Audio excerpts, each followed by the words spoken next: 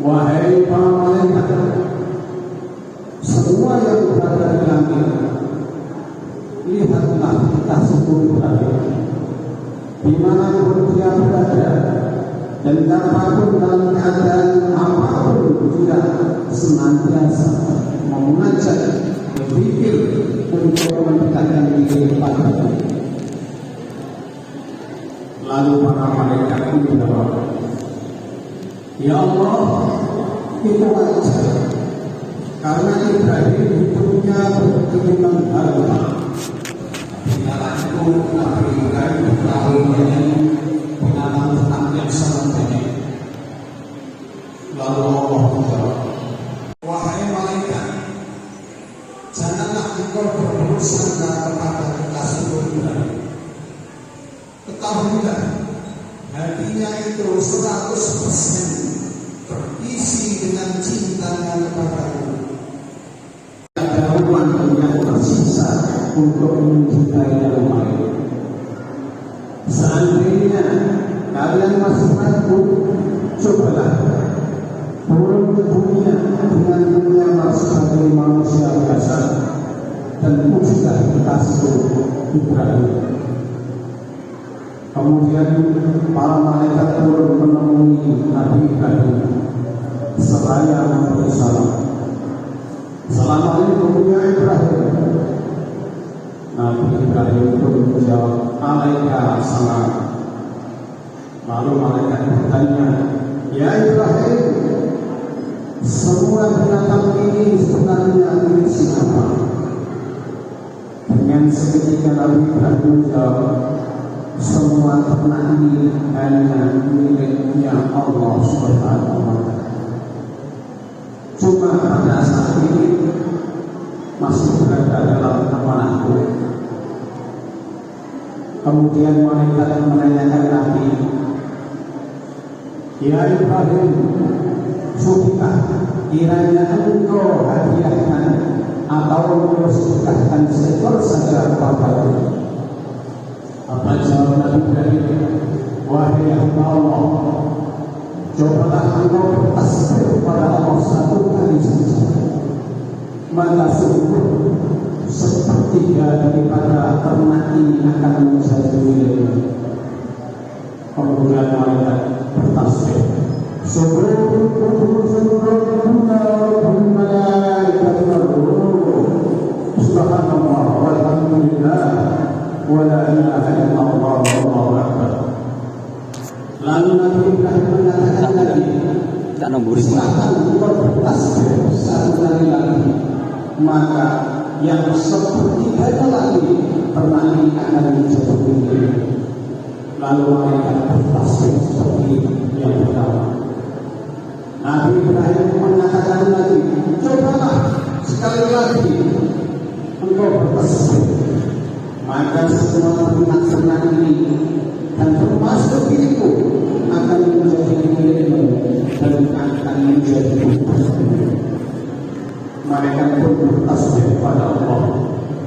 Lalu kata Nabi Ibrahim, semua sudah menjadi milikmu dan aku pun menjadi beban. Lalu apa yang tidak aku kerjakan untukmu pada Allah? Lalu mengadukanlah para malaikat kepada Allah, ya Allah, Ibrahim kasihmu telah memberikan semua ternaknya kepadaku.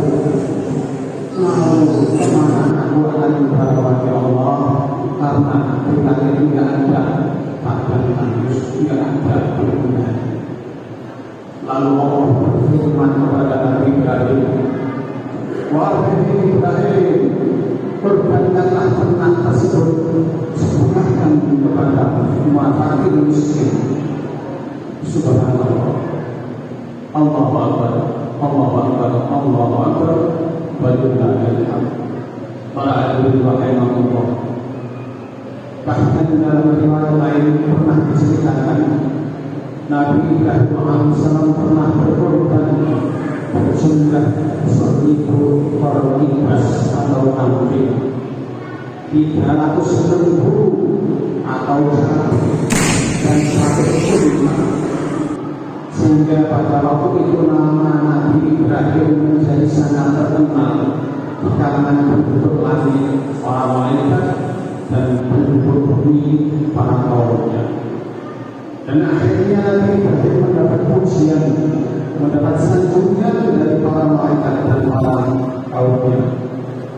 Akhirnya Nabi Ibrahim lupa kalau itu semua adalah pujian dari Allah. Lalu Nabi Ibrahim berkata kepada Allah, "Ya Allah, yang telah aku laksanakan ini belum seberapa. Seandainya Engkau beri aku anak, kemudian Engkau perintahkan untuk dikorbankan, seketika akan aku korbankan demi mematuhi perintah Ya Allah." Ini Nabi Ibrahim lupa atau berikutnya. Singkat cerita, akhirnya Nabi Ibrahim tidak henti-hentinya mohon kepada Allah karena kesetiaannya. Rabbi habli minas shalihin, Rabbi habli minas shalihin, Rabbi habli minas shalihin. Ya Allah, berikanlah kepadaku keturunan seorang anak yang soleh. Rupanya berarti diperkenankan oleh Allah. Lalu Allah memberikan gembira kepada Nabi Ibrahim.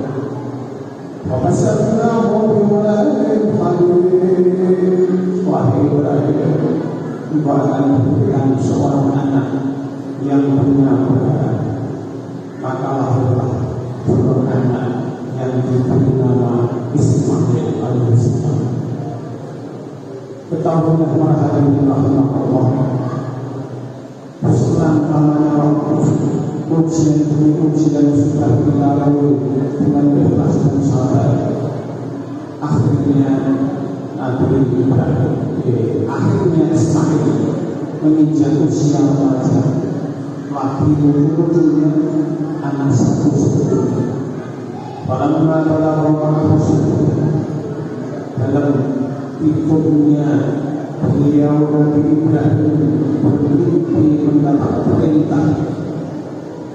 Ya Ibrahim, ufidu bika, wahai Ibrahim, bayan nazarmu, buruk jadi padamu, jangankan kambing, jangankan unta, antum kalau diminta akan aku korbankan ya Allah. Ingatlah kau pernah berlanggar padamu. Sembelihlah anakmu. Setelah bangun, dipikir-pikir apakah benar tadi. Kalau benar itu perintah Allah, kok tega anak. Tapi kalau bersikap setan, kok jelas.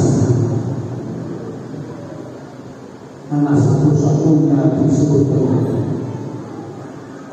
Kita malah berturut-turut berdiri sama turun perintah itu, baru yakinlah Nabi Ibrahim ini perintah Allah. Dalam waktu pagi-pagi Ismail disuruh mandi dan berpakaian bersih dan rapi. Saat itu Nabi Ibrahim pamitan sama sang istri, wahai istriku, anakmu Ismail akan aku ajak jalan-jalan. Pergi mana? Ya jalan-jalan memenuhi perintah. Saat itu iblis susah, iblis menolak, iblis bingung. Kapan dan di mana saja kalau ada orang mau taat kepada Allah, ada orang yang mau ibadah dengan keimanan, pasti iblis itu repot. Bukan hanya para nabi dan rasul, kita